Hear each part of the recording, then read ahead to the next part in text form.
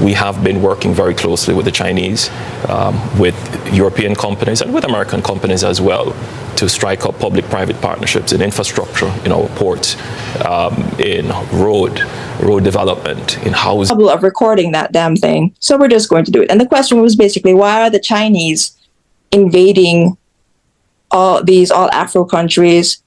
That was the first part of the question.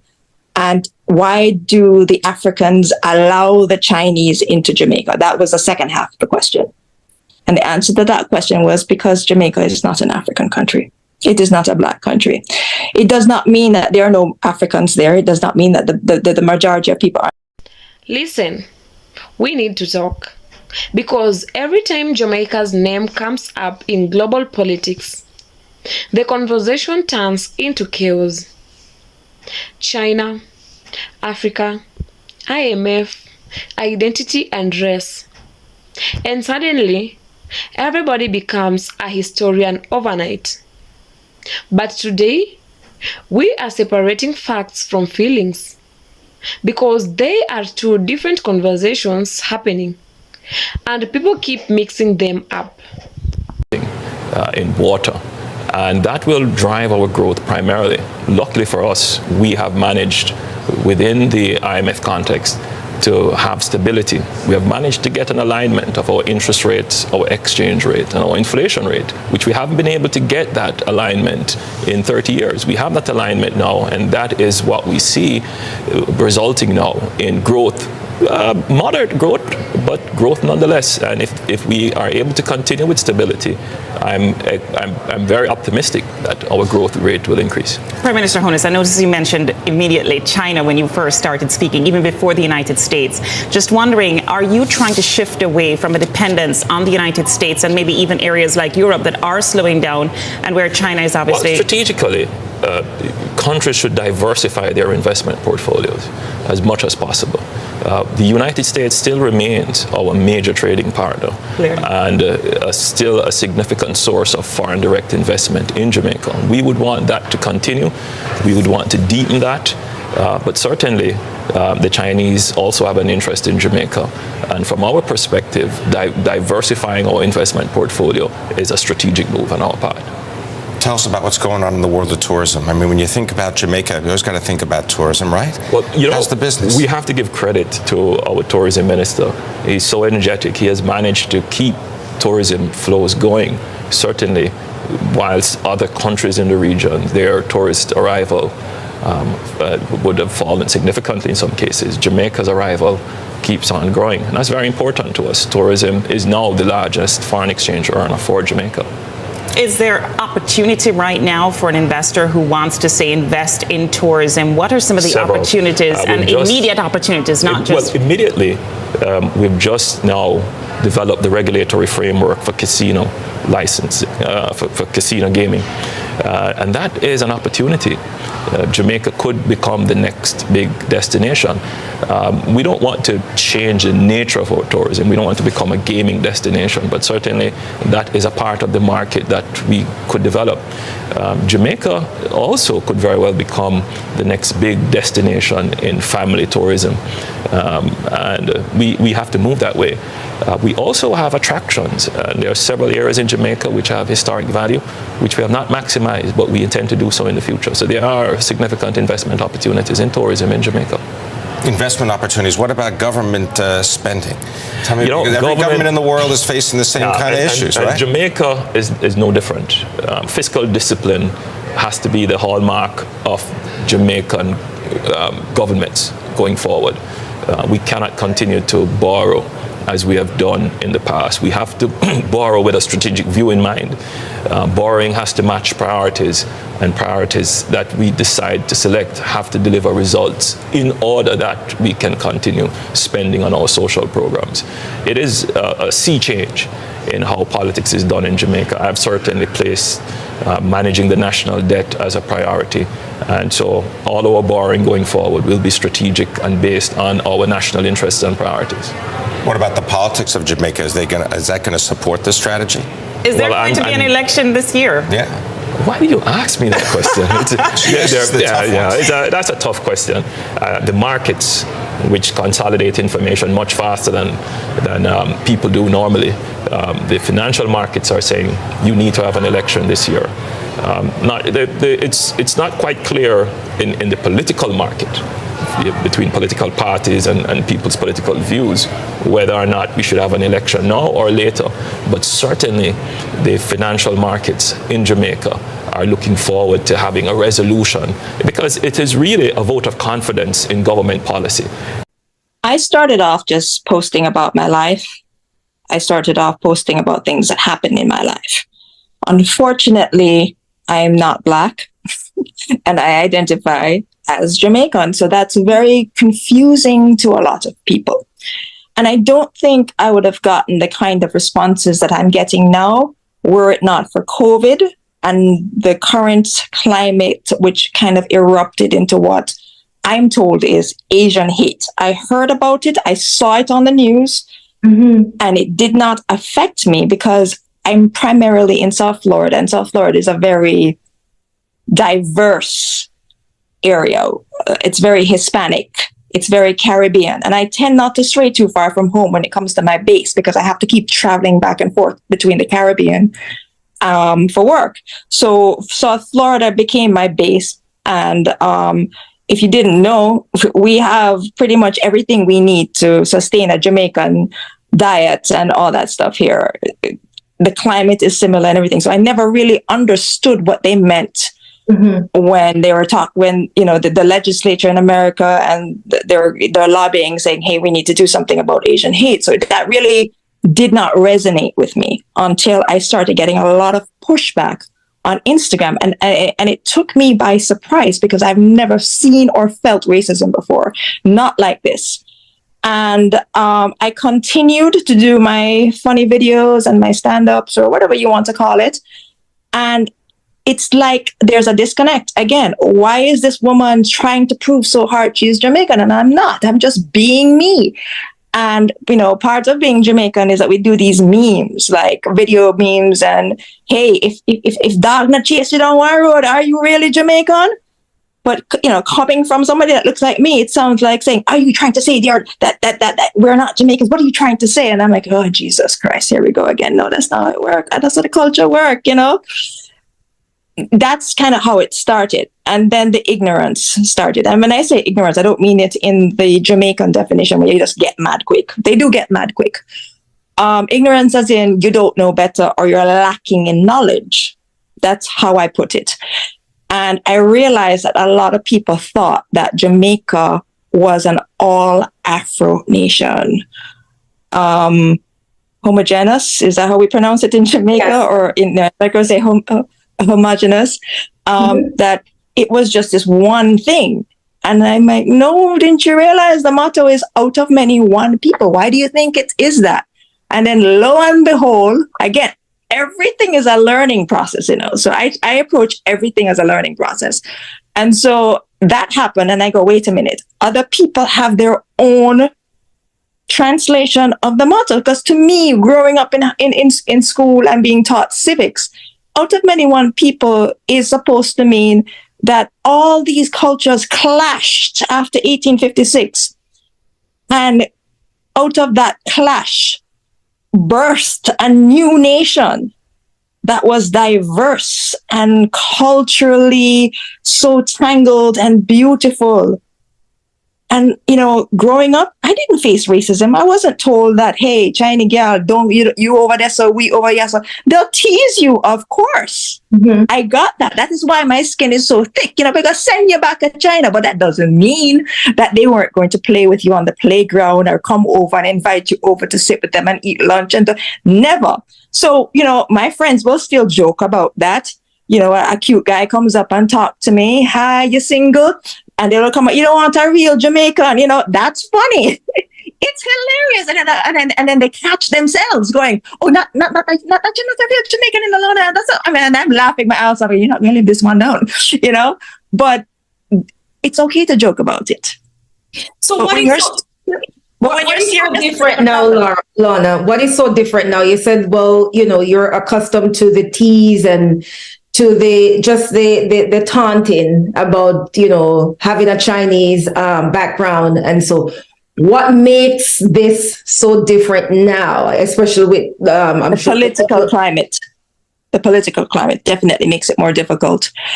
I mentioned COVID before, right? That added insult to injury. We have Chinese corporations like China Harbor Engineering Company, which has a very bad reputation of coming in, abusing the natural resources of a country. I'm not going to say buying up land. They don't buy something that's not for sale. You understand what I'm saying? So wait a minute. Let me clarify. So are you saying that these are the arguments, these are the noise around Chinese immigrants, migrating into different countries? Or the climate is slightly different. History repeats itself. It absolutely does. And if we do not learn from our history, we are bound to repeat the mistakes of our past. Okay? And that's why you see me focus so much on history in a lot of the reels that I do. It's important because I think a lot of history in Jamaican education has been lost. I mean, in fact, I was just recently told that they don't even teach civics in Jamaica anymore. They're focusing on math and English and all the things. So I'm like, oh, so you guys actually did not, do a civics class? Because I'm sure if I went into my garage right now, there's an orange book that says Civics for Young Jamaicans. So how would you describe then what would be the paradigm then? How would you explain Chinese immigrants in Jamaica to counter the narratives of the coming in, buying up land? What can you use to counter that argument to say this is the fact? They are coming in and buying up land. That's the funny thing. They are, and it doesn't make me happy. Where the history comes in is when what you have to realize is we're not the same tribe. You see a Chinese person and you think all Chinese are coming in. So when you see my videos, the thing is, oh my God, colonizer, they're coming in and buying up. And I think Dr. Omar Johnson put my face up on screen and did a whole lecture on what's wrong with the Chinese buying up land. I'm the wrong person to put up there. Who for face they must have put up there, sir? Not even my own. Somebody who actually was born in China. Mm-hmm. That's who you're supposed to do that. I'm like 3 or 4 generations removed. I can probably trace my lineage to the first Mr. Chin. The reason why Jamaican people call every Chinese person Mr. Chin, Miss Chin, I can be traced back to that man. I'm the wrong person to be putting up there. And I think that it is important for us to know the history. Some of the ignorant questions that come up are, what has Chinese people done for Jamaica? You don't know the answer to that. That's a really dumb question. Chinese people didn't do anything like invent reggae music. Who do you think invented reggae music? I think one person invented reggae music. And the irony of that situation is, in that studio, Tosh and Marley and, all those guys, was a man named Leslie Kong. And he was one of the producers. And because there's several others as well. I believe one of Byron Lee. Patricia Chin. What's her name? Could you repeat? Patricia Chin and her husband. I can't remember the husband name, but I know Patricia Chin does lectures at UWI about, she brought reggae music to the mainstream. Leslie Kong, he was so instrumental in the early days of reggae in terms of The Harder They Come. He produced all of that, Tony Rebel, all of those guys. I'm not saying that we invented it as a subculture of Jamaican culture. I'm saying that out of many, one people, we are our motto. It's the butterfly effect. If Leslie Kong wasn't there, would it be what it is? Would it sound like what it is? Without his creative input? Without Patricia Shop not being there, we could probably do a whole movie on what if, those little movies where you take out something and see how history would have unfolded. If Channel 1 wasn't there, all those things. You cannot erase us from the history. And that's a key point. So is it then that because of so many years that you talk about from 1865 when Chinese immigrants started 56, that's 10-year difference. Yeah. I'm thinking about the civil the abolition of slavery. So when the fact that they arrived and they settled in, and when I mean settled in, they were mainly passive or invisible. They were just bent on building business in commerce and they weren't passive and invisible in the first part. No, I don't think they were. Remember that they had to work the sugar plantations. Mm-hmm. And they had to work alongside other ethnicities, the Indians, the Irish, and the African descended former slaves. They didn't just come and start open up shop. They worked their indentured labor contracts out, got what they were supposed to get, and decided, I'm not staying here. I'm not going to do this. I want to do something else. And the reason why they chose commerce, retail, and wholesale business was when you don't speak the native language, you have to put yourself in a position where the customer comes to you. You don't go to the customer. You have to understand the logic and the history of why that unfolded. That's why that is. And like I say, history keeps repeating itself. And one of the things I wanted to really do, and one of my reasons, is just pick up the camera and go, well, look like my own shop to you. Because I do not own a shop. I absolutely don't own a shop. The customer comes to me, not the other way around. So that generational tradition did not get passed on to me when the shop was being, closed down. Lorna, you want a shop? No, we don't want a shop. We made it with shop. However, though, Lana, we're talking about even participating in the political structure. Yes, they, are very active in the music business, as you pointed out. But what were the participation? And the reason why I'm saying this is because this is a starting point then for the Chinese community to be more visible and more outspoken and more active then in terms of trying, participate in the activeness of the culture. Now that you're coming out and you may be you're raising your no, you're coming out in a sense and speaking out more, it may seem so different. And Jamaican people say, well, where were you all this time, right? Me personally, or the Chinese Jamaicans, because you do realize that the deputy prime minister of Jamaica is Horace Chang. You're right. Yes. Mm-hmm. Delroy, Chuck, all of those people, the deputy prime. That's why when people ask me I live across the street from Horace Chang in Jamaica. Mm-hmm. That's the irony of the situation. So when people ask, I think it was the guy from African diaspora. Come, I have a bone to pick with him, by the way. What a dunce idiot. Actually accused me of cultural appropriation after him said the whole thing. After him said the 2, 3, 4 passports in my hand. Cultural appropriation. Seriously? Didn't get the point of the video. He said, what's next? Are they going to run for office? Chinese Jamaicans have been running for office and are a part of Jamaican government for decades.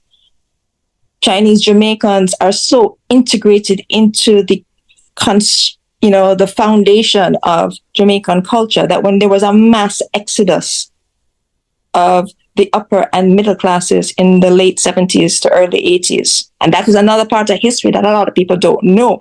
Manley's social revolution triggered a mass exodus of Jamaicans who had the ability to leave, migrate to the United States, Canada, and the UK. And that emigration jolted the economy, and we still are recovering from that jolt.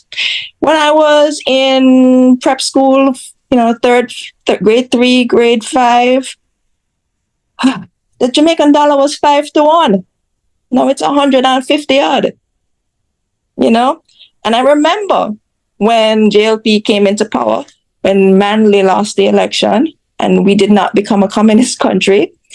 I remember all that talk. I remember Reagan coming to Jamaica and the Secret Service and the soldiers up on Stony Hill because of the route that they were driving Reagan through. I remember all of that. And then to grow up and read about how the CIA manipulated Jamaican politics, threw us into debt, forced us into debt with the IMF, And to have foreigners living in the United States, like myself, who are part of the problem, blaming the Chinese, that's absolute ludicrous. Learn the history, understand the why, and then you will learn to stop blaming other people for your problems.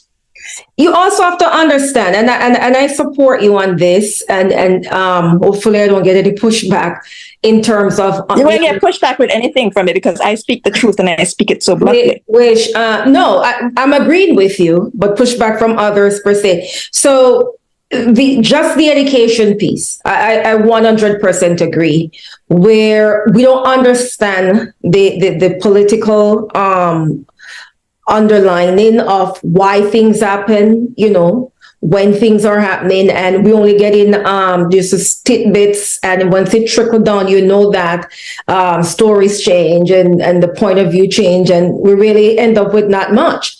And so what do you think you can do then to she's smiling, to using this platform, the fact that you're getting so much attention, to inform us and to inform, even you take it as a school tour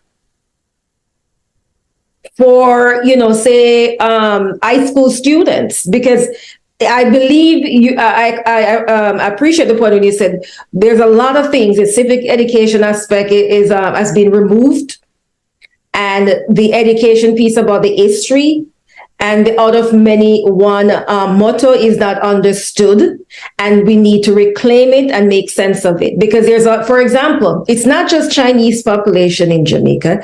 There's Syrian, there's Lebanese, there's Jewish population, and all sorts of different ethnic groups from Europe and Asia. So it is unfair for them to simply target one group. So what do you think about making, just doing a tour of the high school and create like an educational piece to informed, because it seems as if the people that are coming at you on Instagram, there are so many different pieces that people may believe the noise over the facts. Okay, so I didn't ask for this platform. It was pretty much dropped on my front door. Yeah, it feels like Amazon had a drone and it goes, here you go. This is an Instagram account with all the bells and whistles turned on. When I say turned on, I have never seen an account grow like this, and I do this for a living. I had 154 followers, and I made a video to my 154 followers. And where are you now? Oh, close to 70,000 in a matter of 4 months. Well, that's incredible. Once it went past 30, all the bells and whistles started to turn on. And I was gaining about 10,000 followers a week if I posted. And then there are times when I just get busy with work and I stop posting. And that's when I say all the bells and whistles turn on, the monetizations, all of it is on. Subscriptions, everything was just thrown at you. And I'm sitting there going, hey guys, what am I supposed to do with this account? It was an accident. And what I know I'm really good at is pissing people off. It's a gift, trust me. And it's why I stayed away from this. Whenever I did my videos, I kept my face out of the video. I was doing all of these cooking videos. Nobody knew I wasn't Black. Oh my God. One day I got put my face to the camera and I forgot to turn on my fake American accent. And I do fake an American accent because I am tired of the question. So why do you sound Black? I'm not Black. I'm Jamaican. We're Jamaicans. Yeah, but how did you guys get to Jamaica? Oh, Jesus Christ. Okay, you know what? Let me just fake an American accent and we just avoid the 50 questions. How can I use my platform? Well, you see, the reason why my videos went viral in the first place, unfortunately, is because of the controversial nature in which I did them. Yeah. I have been doing videos, and there are videos on YouTube and Instagram. Jamaicans.com is a very popular forum that I enjoy. Wayne Chen, they put these things out there, and people, who are interested in the topic read it. What I was able to do is I was able to reach people who wouldn't normally read or watch those videos because they don't care. What I did was I triggered them. Why did I trigger them? It was a challenge. Can you hit 1 million views in your next reel? I said, absolutely. Would you say this? Yes, but not quite like that. Okay, then it's a dare. I'm like, hold my bear. Boom. And that was when I dropped the African video. Jamaica is not an African country. Why did I say that? Well, I was responding to a very specific question. And what happens, because I was new to the Instagram thing, is when somebody deletes their question or their comment and you respond to it, that little thing at the top goes away. And the video loses its context and then the thing goes away. And I go, oh, shoot, I just wasted a whole reel on that one. So I was like, you know what? I don't care. I went through all. Let's start here. When Prime Minister Andrew Holness talks about working with China, Europe, and the United States, that is called diversification. Small economies do not survive by depending on one country. The United States is still Jamaica's largest trading partner. That has not changed. But if China wants to invest in roads, ports, housing, Jamaica is going to elevate that offer. That's not invasion. That's geopolitics. Now, are all deals good deals? That's a separate discussion. We absolutely have the right to question contracts. We absolutely have the right to demand transparency.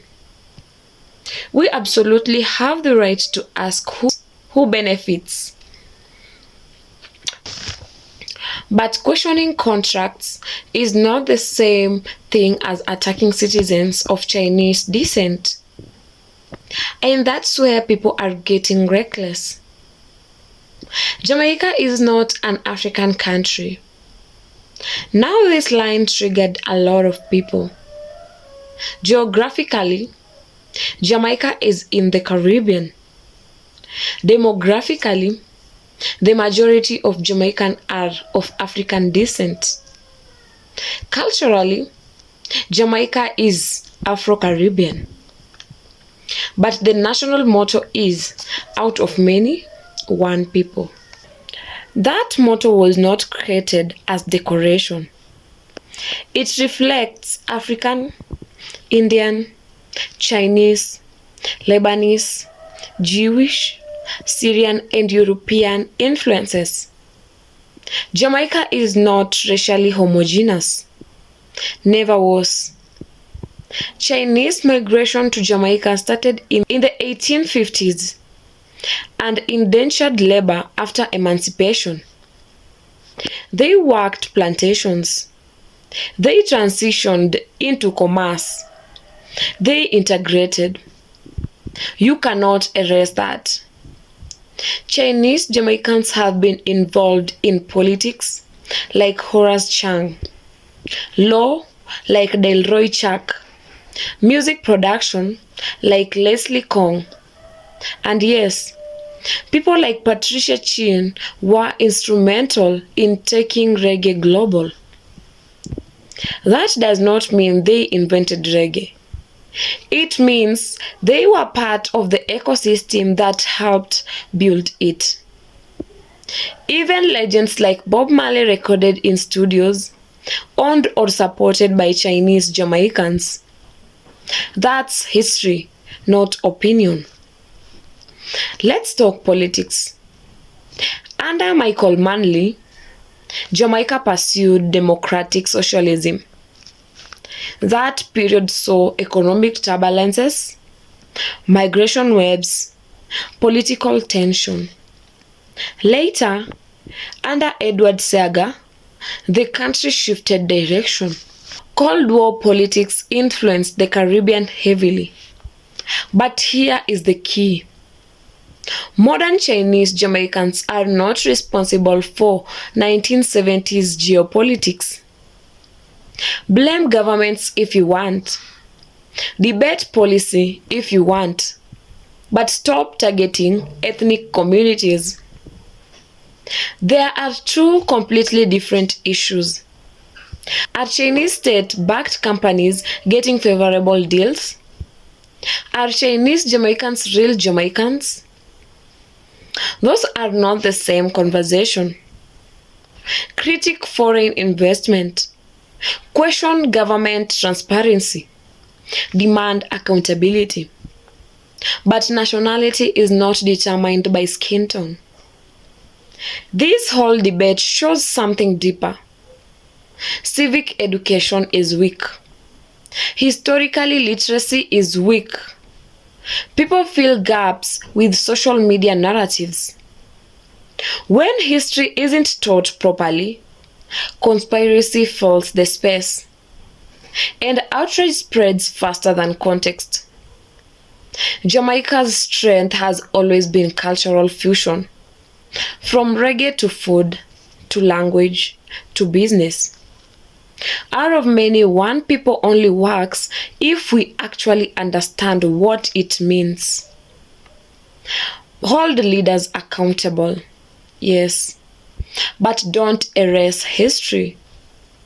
Don't confuse ethnicity with foreign policy. And don't let social media turn complex economics into racial warfare. That's a lazy thinking, and Jamaica deserves better.